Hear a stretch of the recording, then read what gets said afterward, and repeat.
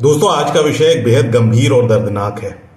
एक घटना हुई आज जिसने हमारे लोकतंत्र की दिशा पर सवाल खड़े कर दिए हैं।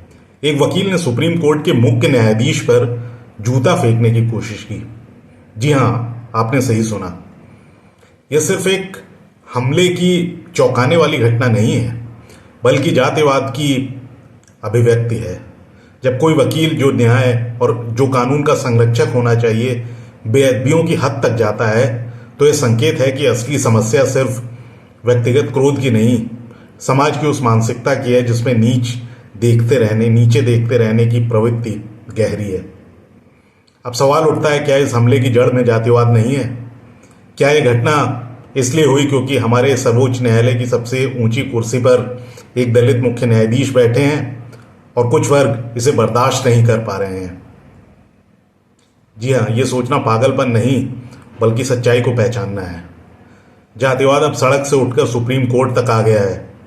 ये दिखाता है कि कुछ लोग मानसिक स्तर पर अभी भी यह मानते हैं कि निचली जाति का व्यक्ति उच्चतम न्यायालय की गरिमा नहीं रख सकता, और यह सोच ही इस देश की आत्मा के लिए बहुत खतरनाक है।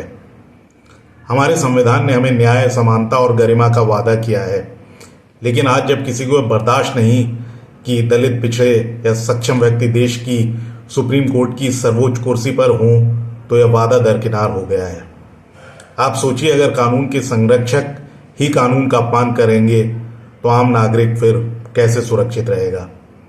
यह हमला सिर्फ एक व्यक्ति पर नहीं हुआ, यह हमला हमारे संवैधानिक मूल्यों, हमारी सामाजिक समझदारी और हमारी लोकतांत्रिक आत्मा पर हुआ है। ये चेतावनी है कि अगर हम इस मानसिकता से नहीं उभरेंगे तो हमारी अगली पीढ़ी को भी भारत की जगह एक विभाजनकारी, अपमानित और असमान समाज मिलेगा। तो मैं आपसे यही पूछना चाहता हूं कि क्या हमें चुप रहना चाहिए? क्या हमें संविधान का सम्मान छोड़ देना चाहिए, या फिर हम उठ खड़े होंगे, आवाज उठाएंगे और समाज को याद दिलाएंगे कि भारत में जाति नहीं, इंसानियत चलती है और सम्मान सभी को मिलता है। दोस्तों, यह हमला हमारी चेतना को झकझोरता है। हमें डरने की नहीं, जवाब देने की ज़रूरत है, क्योंकि लोकतंत्र को बचाने का सबसे पहला कदम है विचारों की लड़ाई। और अगर आप इस समस्या पर और गहराई से जानना चाहते हैं तो लाइक, शेयर और कमेंट ज़रूर करें। मैं अगले वीडियो में इस घटना के परिणाम, कानूनी, सामाजिक और मनोवैज्ञानिक पहलुओं को और विस्तार से समझाने की कोशिश करूँगा। धन्यवाद।